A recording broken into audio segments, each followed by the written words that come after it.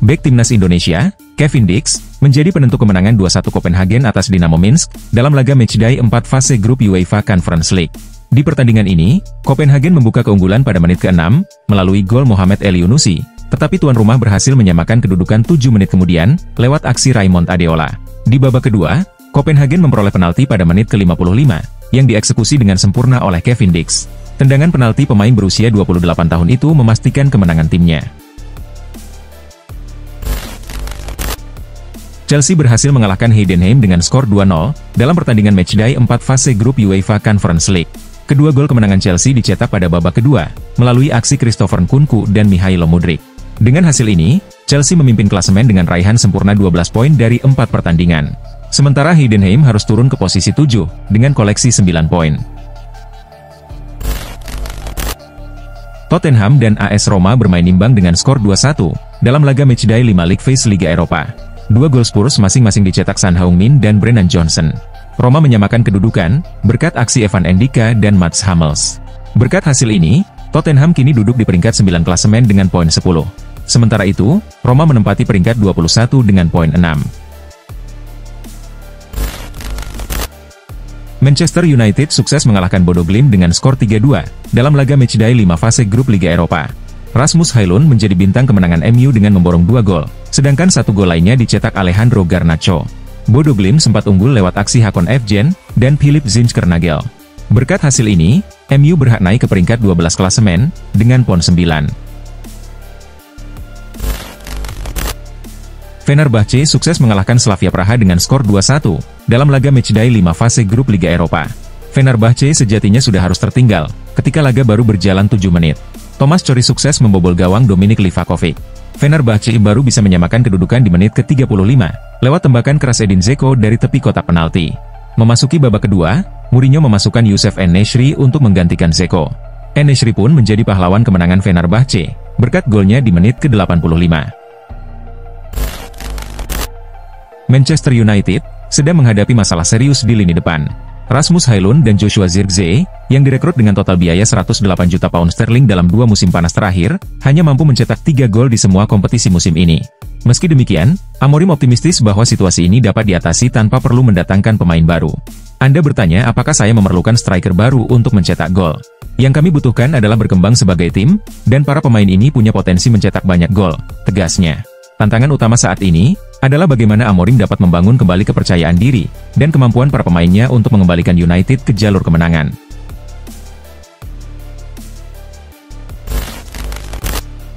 Saat Hansi Flick mengambil alih posisi pelatih Barcelona pada musim panas lalu, salah satu prioritas utamanya adalah mengembalikan Frenkie de Jong ke performa terbaik.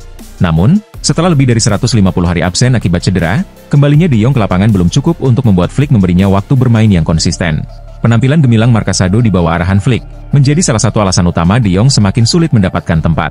Kini, Frenkie de Jong dihadapkan pada tantangan besar untuk membuktikan dirinya di lini tengah yang semakin kompetitif. Laga melawan Las Palmas menjadi ujian penting bagi de Jong. Jika gagal menunjukkan performa yang impresif, masa depannya di Camp Nou bisa semakin diragukan.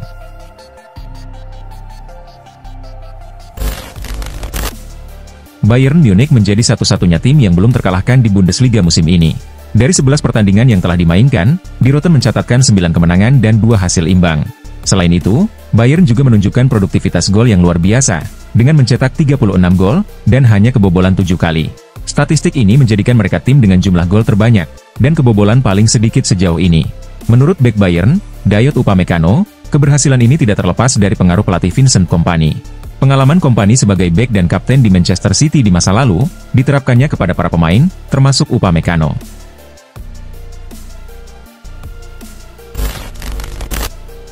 Victor Boniface menunjukkan performa luar biasa, dan menikmati debut sensasional bersama Bayer Leverkusen tahun lalu.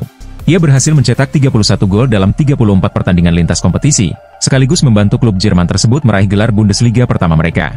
Pencapaian itu, membuatnya mulai dikaitkan dengan potensi kepindahan dari Leverkusen sejak bursa transfer musim panas 2024. Manchester United, disebut-sebut sedang memantau situasinya, mengingat kebutuhan mereka akan striker yang produktif. Namun, laporan terbaru menyebutkan bahwa United mungkin harus menghadapi kekecewaan sebelum sempat mengambil langkah konkret untuk membawa Boniface ke Old Trafford. Sebab, sang striker enggan mau pindah ke Premier League.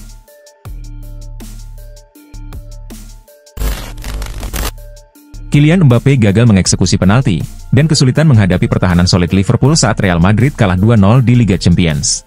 Meskipun dimainkan sebagai winger kiri, yang disebut-sebut sebagai posisi favoritnya, Mbappe justru menjadi simbol buruknya performa Los Blancos. Lini serang Real Madrid nyaris tak berdaya sepanjang pertandingan, dengan sang mega bintang yang statusnya kini mulai dipertanyakan, tak mampu menembus pertahanan kokoh Liverpool. Padahal, pertandingan seperti inilah yang diharapkan bisa dimenangkan Mbappe seorang diri, saat Florentino Perez mendatangkannya. Kini, Real Madrid berada di ambang kegagalan lolos dari fase grup Liga Champions, sebuah skenario yang terdengar mustahil beberapa bulan lalu, namun kini menjadi kenyataan pahit bagi para Madridista.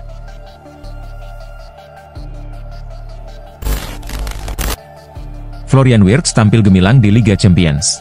Playmaker berusia 21 tahun itu mencetak 2 gol dalam kemenangan telak Bayer Leverkusen atas RB Salzburg. Berkat 2 gol tersebut, Wirtz berhasil menyamai rekor Lionel Messi, dengan mencetak 17 gol di kompetisi Eropa sebelum usia 22 tahun. Prestasi ini menjadikan bintang muda Jerman itu setara dengan salah satu pemain terbaik sepanjang masa.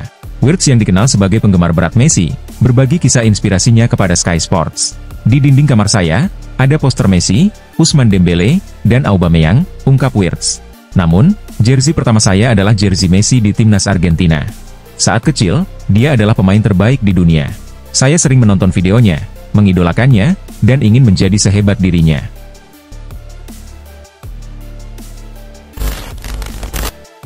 Menurut laporan The Athletic, langkah berikutnya dalam program penghematan biaya yang dijalankan oleh salah satu pemilik MU, Sir Jim Ratcliffe, melibatkan kenaikan harga tiket, setelah sebelumnya dilakukan pemutusan hubungan kerja staf, dan pemecatan Sir Alex Ferguson. Kebijakan ini mencakup penghapusan diskon untuk anak-anak dan lansia di atas 65 tahun. Tiket untuk pertandingan kandang sisa musim, kini dipatok seharga 66 pound, tanpa memandang usia pembeli. Dalam email resmi, klub menyatakan bahwa kenaikan harga ini diperlukan untuk meningkatkan efisiensi operasional, dan menstabilkan pendapatan. Selain itu, Ineos juga sedang mencari cara untuk mendanai pembangunan stadion baru Old Trafford, dengan kapasitas 100.000 kursi.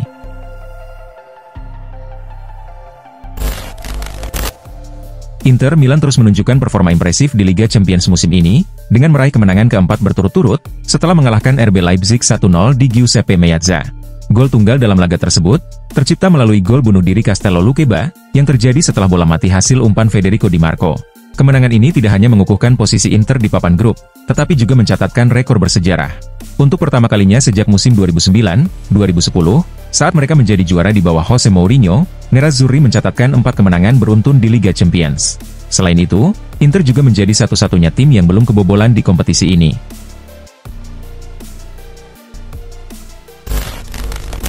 Gareth Bale menegaskan bahwa Kylian Mbappe tetap menjadi salah satu pemain terbaik di dunia, meskipun tampil kurang optimal dalam kekalahan Real Madrid dari Liverpool di Liga Champions. Hal seperti itu biasa terjadi.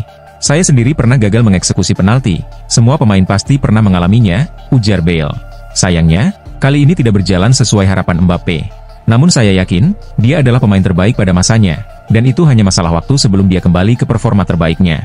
Sementara itu, Luka Modric menyatakan keyakinannya bahwa Mbappe akan segera memberikan dampak besar bagi Real Madrid. Kami melihat dia berlatih dengan baik, penuh kepercayaan diri, dia akan memberikan dampak untuk Madrid, kata Modric.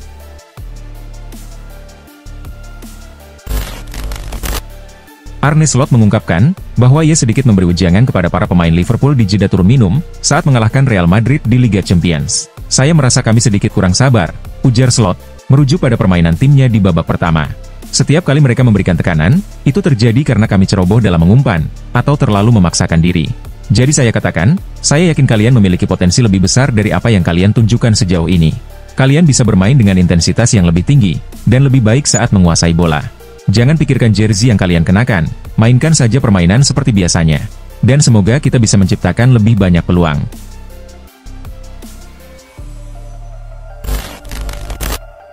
Bruno Fernandes adalah salah satu pemain andalan Manchester United. Sejak didatangkan dari Sporting Lisbon, ia berhasil mencetak banyak gol dan assist untuk Setan Merah. Namun, sejak musim lalu, performa kapten tim ini terlihat menurun, sehingga ia kerap mendapat kritik. Meski begitu, Ian Wright optimistis Fernandes akan segera bangkit. Ia percaya, sang gelandang akan menunjukkan penampilan luar biasa di bawah pengaruh Ruben Amorim. Keyakinan ini disampaikan Wright dalam acara show baru-baru ini. Legenda Arsenal itu yakin, Fernandes akan tampil gemilang untuk Manchester United di sisa musim ini. Jika saya boleh mengatakan sesuatu terkait Bruno Fernandes, saya yakin dia bakal semakin membaik setelah ini, ujar Wright.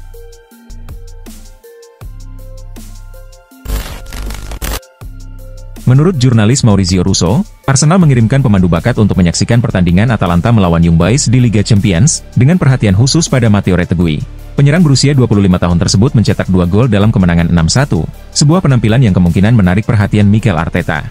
Berdasarkan laporan, The Gunners berencana mendatangkan Retegui pada bursa transfer Januari mendatang, untuk memperkuat peluang mereka dalam perburuan gelar Liga. Saat ini, Arsenal berada di peringkat keempat klasemen, tertinggal 9 poin dari pemuncak klasemen, Liverpool. Sementara itu, Retegui telah mencetak 14 gol musim ini, dan bisa menjadi solusi untuk lini serang Arsenal.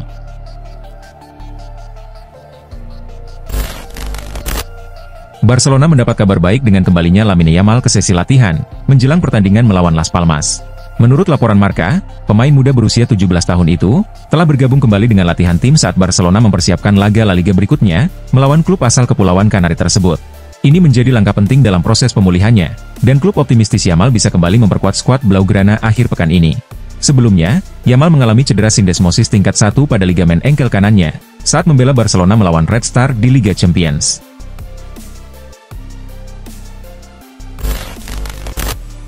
Nico Williams sempat dikabarkan akan bergabung dengan Barcelona pada bursa transfer musim panas 2024, dengan klausul pelepasan sebesar 55 juta euro. Namun, pemain timnas Spanyol tersebut memilih bertahan di Athletic, untuk memperkuat klub basket itu dalam kompetisi Eropa musim ini. Menurut laporan dari Sport, Barcelona akan mencari penyerang baru pada 2025. Para petinggi klub, termasuk Presiden Joan Laporta, meyakini bahwa tim membutuhkan pemain yang mampu memberikan perbedaan di musim depan. Meski Williams tetap menjadi target utama, Barcelona disebut menginginkan kejelasan dari sang pemain, bahwa ia siap meninggalkan San Mamés sebelum mereka secara resmi mengajukan tawaran.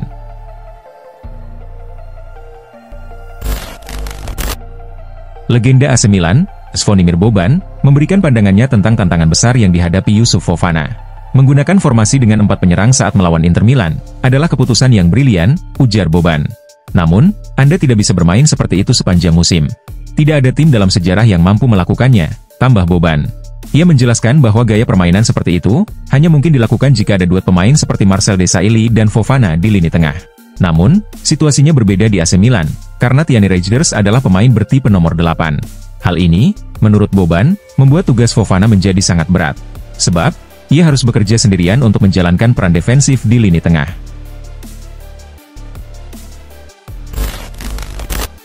Rafael Leao telah bermain sebanyak 16 kali musim ini, dengan 12 diantaranya sebagai starter. Ia juga berhasil mencetak 4 gol dan memberikan 5 assist. Meski tetap menjadi pemain andalan, Leao mengaku kurang senang ketika sesekali harus duduk di bangku cadangan. Situasi ini berbeda dengan musim sebelumnya, ketika AC Milan masih ditangani Stefano Pioli. Meski demikian, Leao mengatakan bahwa ia sudah membicarakan hal ini dengan Fonseca. Fonseca tahu saya tidak suka duduk di bangku cadangan, tetapi jika itu keputusannya, saya selalu siap membantu tim. Saya senang, pelatih menjalankan tugasnya dengan baik, dan kami berusaha untuk lebih memahami ide permainannya. Hasil akan datang seiring waktu, ujar Leao kepada Sky Sport Italia.